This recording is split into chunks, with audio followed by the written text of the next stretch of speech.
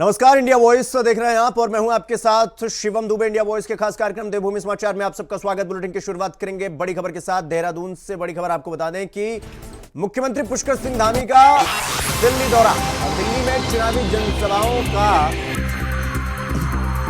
विश्वास जीतेंगे मुख्यमंत्री पुष्कर सिंह धामी और चुनावी जनसभा को संबोधित करेंगे।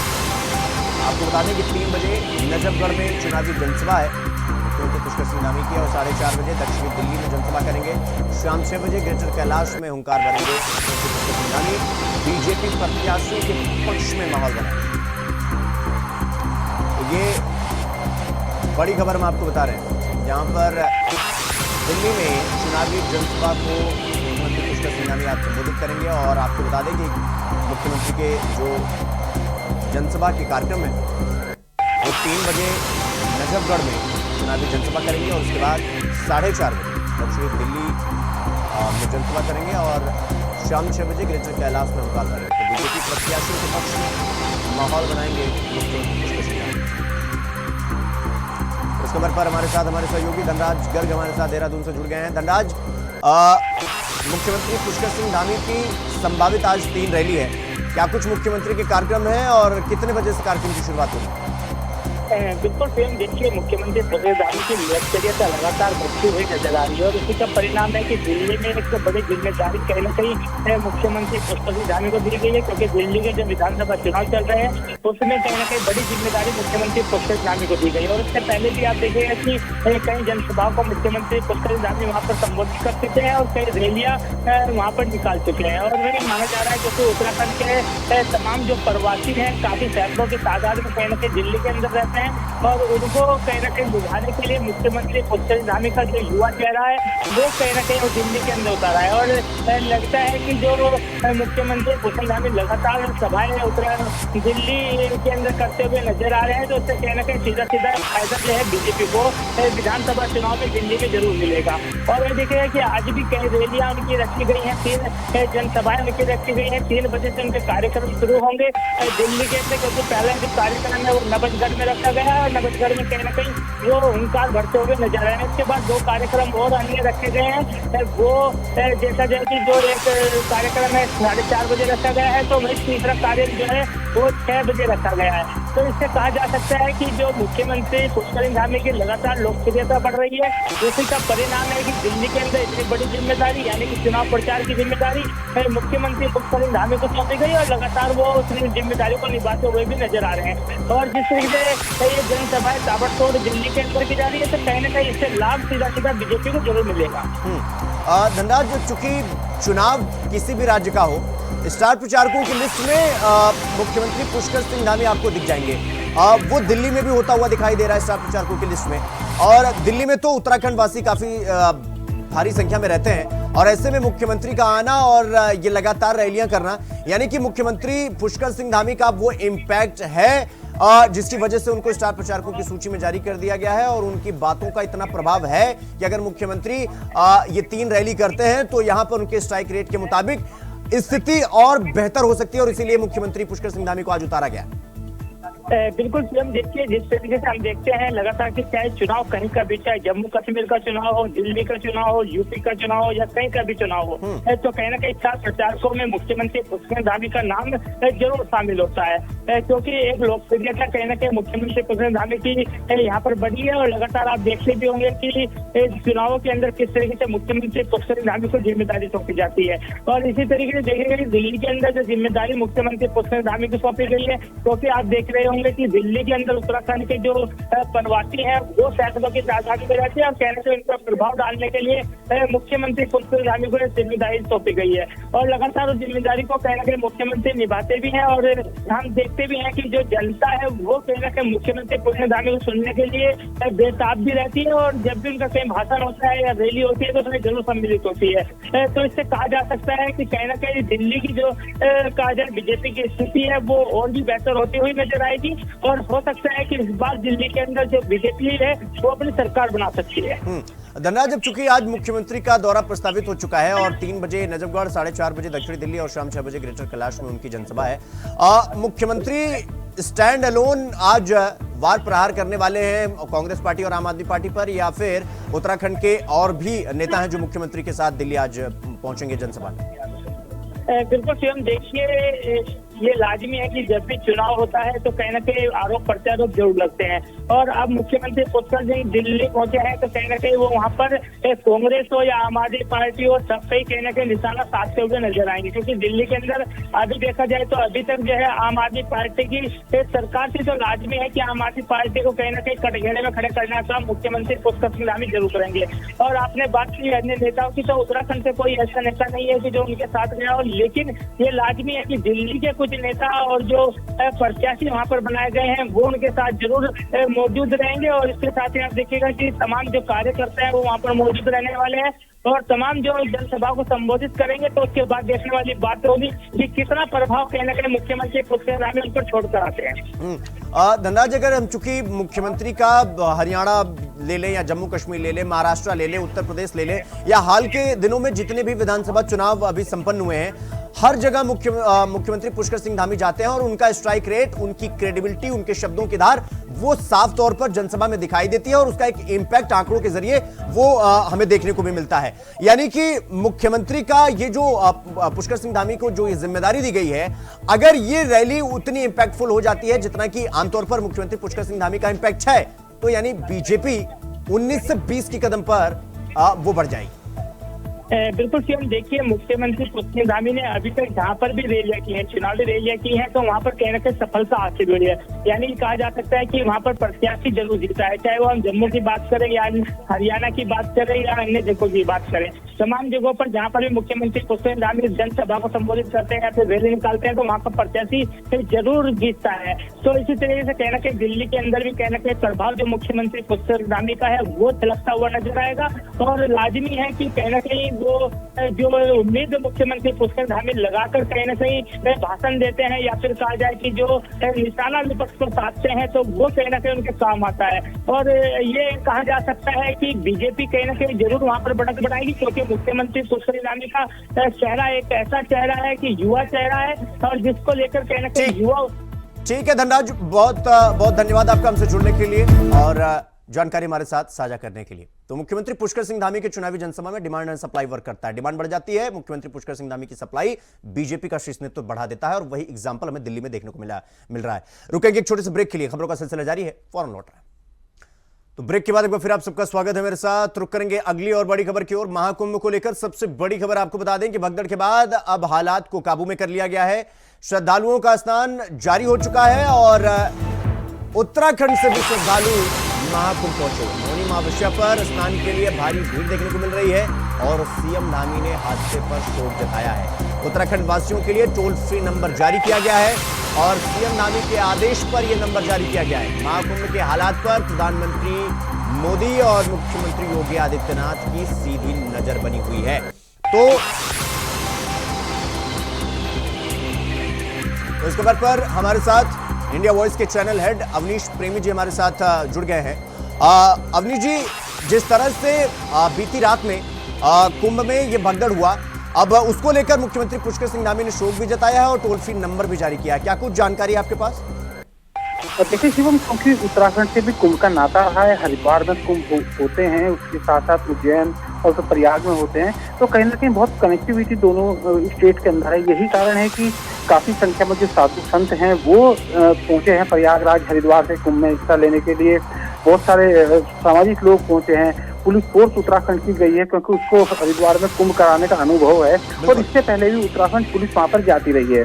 तो जिस तरह वहां पर ये हादसा सामने आया उसके बाद मुख्यमंत्री ने उस पर दुख जताया है और उसके साथ साथ यहाँ पर 2 मोबाइल नंबर, 1 लैंडलाइन और 1 टोल फ्री नंबर जारी किया गया है कि उत्तराखंड के जो लोग वहाँ पर किसी परेशानी में है तो वो इन नंबरों पर बातचीत कर सकते हैं। दूसरा ये है कि उत्तराखंड का जो पुलिस प्रशासन है वो लगातार प्रयागराज के पुलिस प्रशासन के टच में है और वहाँ के जो हालात है उन पर बारीकी से नजर रखे हुए है। कई साधु संतों से हमारी बात हुई है तो उनका भी यही कहना है कि स्थिति धीरे धीरे सामान्य होती जा रही है और जैसे ही स्थिति सामान्य होगी और भीड़ छटेगी तो वहाँ पर जो शाही स्नान है, अमृत स्नान जिसको कहा जाता है, आज जो होना था वो अखाड़े नहीं करता, उसके बाद वो शुरू हो जाएंगे। तो उत्तराखंड पुलिस और उत्तराखंड सरकार लगातार उत्तर प्रदेश के संपर्क में है और जो भी उत्तराखंड के लोग वहाँ पर हैं उनको और जो किसी तरह की परेशानी दिक्कत होती है तो इन नंबरों पर संपर्क कर सकते हैं। अवनीश जी, चूंकि आपने सरकार की चिंता और प्रशासन की जो तत्परता है दोनों का आपने विस्तृत जानकारी दी। सवाल यह भी है कि जिस तरह से मुख्यमंत्री पुष्कर सिंह धामी ट्वीट करते हैं और शोक संवेदना के साथ साथ चिंता भी जाहिर करते हैं, तो वो मुख्यमंत्री की एक संवेदनशीलता भी दिखाई देती है कि राज्य के लोग कहीं भी जाएं, लेकिन नजर मुख्यमंत्री के उन पर बनी हुई है कि अगर वो किसी संकट में है तो उनके लिए सबसे आगे खड़े रहते हैं। देखिए, बिल्कुल यही कारण है कि जैसे ही इस घटना का पता चला उसके बाद ही उत्तराखंड का पुलिस प्रशासन और सरकार एक्शन मोड में आ गए थे। लगातार वो अधिकारी पे टच में थे और जिस तरह मोबाइल नंबर जारी किए गए, लैंडलाइन नंबर जारी किए गए, टोल फ्री नंबर जारी किए गए, तो निश्चित तौर पर सरकार गंभीर है और वो चाहते हैं कि उत्तराखंड के लोग जहाँ भी हैं, अगर वो किसी परेशानी में है तो सरकार का दायित्व है कि वो उनको सकुशल बचाए। तो अवनीश जी, अभी तक जो ये टोल फ्री नंबर जारी किया गया है, इस पर मतलब जो समस्याएं हैं वो आ रही हैं लगातार?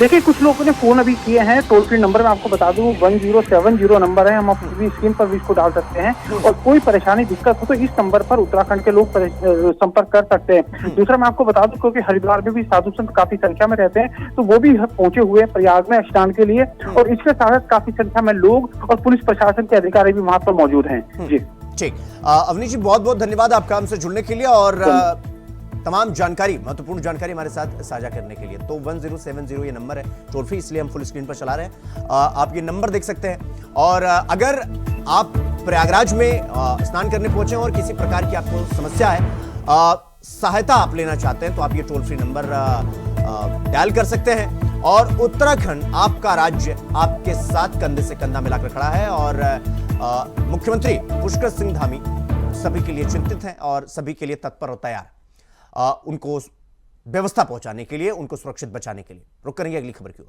धर्मनगरी हरिद्वार में मौनी अमावस्या स्नान के लिए गंगा घाटों पर सुबह से श्रद्धालुओं की भीड़ उमड़ी। श्रद्धालुओं ने गंगा तट पर आस्था की डुबकी लगाई और दान पुण्य कर सुख समृद्धि की कामना की। शास्त्रों के मुताबिक मौनी अमावस्या के दिन गंगा स्नान और दान का अपना एक विशेष महत्व होता है। मौनी अमावस्या पर पितरों का तर्पण करने से उनकी विशेष कृपा प्राप्त होती है। मौनी अमावस्या पर गंगा स्नान करने के लिए देर रात से ही श्रद्धालुओं का हरिद्वार पहुंचना शुरू हो गया और यहाँ पर दूर दूर से श्रद्धालु आए। ऐसी मान्यता है कि मौनी अमावस्या पर मौन रहकर मां गंगा में स्नान करने और दान करने से कष्ट दूर होता है, मनोकामनाएं पूरी होती हैं, पुण्य और मोक्ष की प्राप्ति होती है।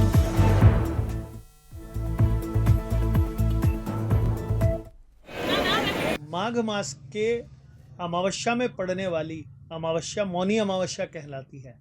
इसका इतना पुण्यदायी समय बताया गया, जो व्यक्ति आज मौन रहकर स्नान करे और पश्चात अपने गंगा गुरु या ब्राह्मण को तिल वाली मिठाई और तुलसी दल युक्त करके ऊनी वस्त्र का दान करे। ऐसा कहा जाता है कि जितने तिल उसकी मिठाई में हैं, जितने रोम उसके दिए गए ऊनी वस्त्र में हैं, उतने सहस्त्र वर्षों तक वो इंद्रलोक में वास करता है और शरीर छोड़ने के पश्चात विष्णु लोक का अधिकारी शब्द कहा गया है। आज के दिन गंगा आदि पवित्र स्थानों पर कुंभ क्षेत्रों में विशेष तौर पर स्नान करने से कुंभ में स्नान करने का अमृतमयी अवसर उस व्यक्ति को प्राप्त होता है। आज के दिन जो व्यक्ति अगर कुंभमय स्नानों को न भी कर पाए तो घर में भी स्नान करने वाला व्यक्ति उस पवित्र धाम का, जैसे गंगा गंगा गंगा 3 बार बोलकर स्नान भी कर ले, कुंभ बनाकर अपने हाथ से अपने सिर पर डाले, पश्चात दान करे, उस व्यक्ति को वही फल प्राप्त होगा कि जो प्रयागराज में कुंभ का स्नान करना। मेरा नाम जनार्दन ध्यानी है और मैं चंडीगढ़ से आया हूँ। हम लोगों की बड़ी इच्छा थी महाकुंभ नहाने की, कि हम सोच रहे थे कि इलाहाबाद प्रयागराज जाते और महाकुंभ नहाते, पर वो हो नहीं पाया। किसी भी हालत में ये मौनी अमावस्या में तो हमें नहाना ही नहाना था, मुझे आना था।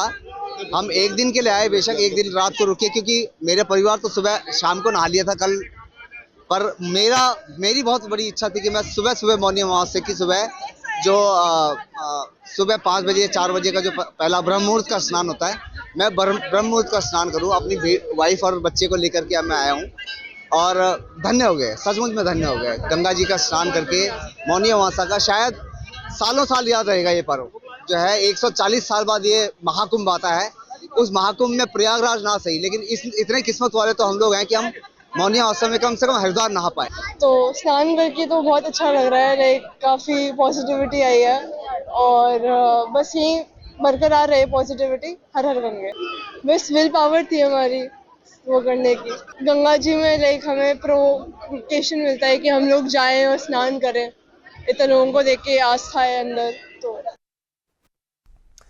वहीं उत्तराखंड में मंगलवार को प्रधानमंत्री मोदी ने 38वें राष्ट्रीय खेलों का उद्घाटन किया। समारोह राजीव गांधी क्रिकेट स्टेडियम में था।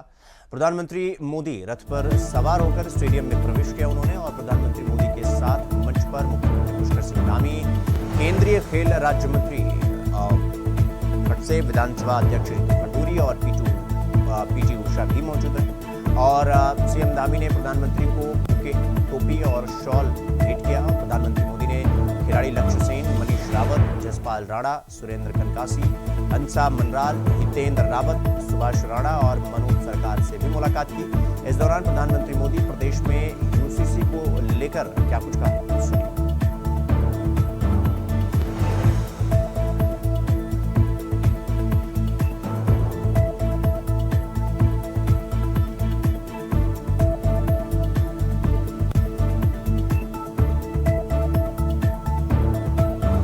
उत्तराखंड इस बार राष्ट्रीय खेलों की मेजबानी कर रहा है और प्रधानमंत्री ने इसका शुभारंभ किया। तो उत्तराखंड में राज्य खेलों का आयोजन शुरू हो चुका है और राज्य सरकार की तरफ से जो राष्ट्रीय खेलों के लिए इंफ्रास्ट्रक्चर तैयार किया गया उसकी हर तरफ तारीफ हो रही। उत्तराखंड के खेल मंत्री रेखा आर्य की माने तो जो संसाधन जुटाए गए हैं वो अंतर्राष्ट्रीय स्तर के हैं। ऐसे में प्रधानमंत्री मोदी जब ओलंपिक की मेजबानी की बात कर रहे हैं तो फिर उत्तराखंड में भी ओलंपिक के कोई ना कोई गेम जरूर आयोजित होंगे, क्योंकि राज्य सरकार की तरफ से बेहतर संसाधन जुटाने का काम किया गया।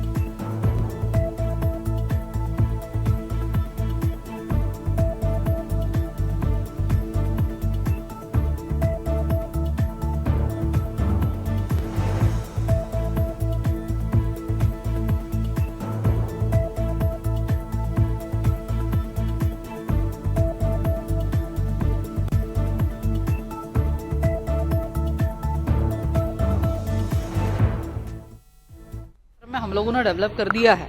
ये बिल्कुल राष्ट्रीय स्तरीय और अंतर्राष्ट्रीय स्तर का जो है हम लोगों ने स्पोर्ट्स इंफ्रास्ट्रक्चर डेवलप किया है।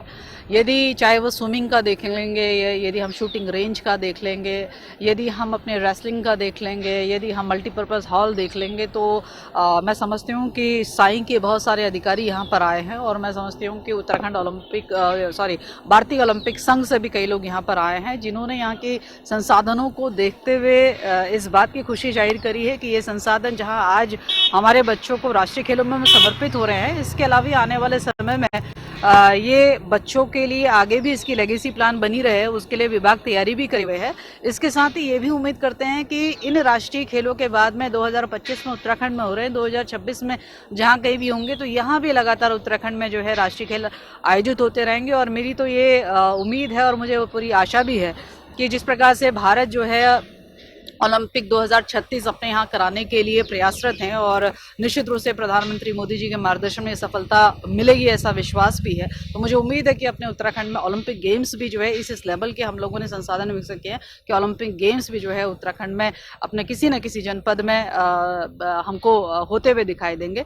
तो मुझे लगता है कि ये संसाधन पूरी तरीके से आगे भी इसी तरीके से उसका इस्तेमाल होता रहे, उपयोग होता रहे, ताकि हमारे बच्चे जो है राष्ट्रीय और अंतर्राष्ट्रीय स्तर पर उत्तराखंड का नाम रोशन करें। ये व्यवस्थाएं दी गई हैं। तो 28 जनवरी को उत्तराखंड में 38वें राष्ट्रीय खेल की ग्रैंड ओपनिंग हुई, जिसकी प्रशंसा चारों तरफ हो रही है। इस पर पूर्व खेल मंत्री अरविंद पांडे ने कहा कि उत्तराखंड में खेल की अपार संभावना है और उत्तराखंड के खिलाड़ी निरंतर अच्छा प्रयास कर रहे हैं। उन्होंने क्रिकेट पर फोकस करते हुए कहा कि उत्तराखंड को 20 सालों के बाद हमने बीसीसीआई की मान्यता दिलाई थी। इसके बाद से उत्तराखंड में कई खिलाड़ी अच्छा प्रदर्शन कर रहे हैं, बहुत सारे खिलाड़ी, और हमें उम्मीद है कि आगे भविष्य में भी उत्तराखंड के युवा खेलों में प्रगतिशील होंगे। निश्चित ही प्रदेश के 20 साल के निर्माण के बाद भी यहाँ बीसीसीआई की मान्यता नहीं थी। इसकी वजह से कई जो क्रिकेट के खिलाड़ी थे उनका भविष्य चौपट हो गया। लेकिन हमारी सरकार के साझा प्रयास से 20 साल बाद इस प्रदेश को बीसीसीआई की मान्यता मिली और क्रिकेट में बहुत तेज़ी से हमारे पहाड़ के बच्चों को आगे बढ़ने का मौका मिला। और अभी भी क्रिकेट में अच्छा भविष्य है, लेकिन जब कोई नया काम होता है, काफ़ी संघर्षों के बाद रिजल्ट निकलना चालू होता है तो कुछ मिला जुला उसका परिणाम आता है। तो कुछ ऊपर नीचे हो सकता है, कम ज़्यादा हो सकता है, लेकिन हमें उम्मीद है कि बीसीसीआई की मान्यता जो 20 साल बाद मिली है, निश्चित ही उत्तराखंड के बच्चों के जो क्रिकेटर हैं उनके भविष्य के लिए अच्छा होगा। कुछ कमियां होंगी तो निश्चित ही उसको ठीक किया जाएगा ताकि बच्चों का भविष्य तो देवभूमि समाचार में फिलहाल अभी के लिए बस इतना ही। देश और दुनिया की तमाम खबरों को देखने के लिए देखते रहिए इंडिया वॉइस। नमस्कार।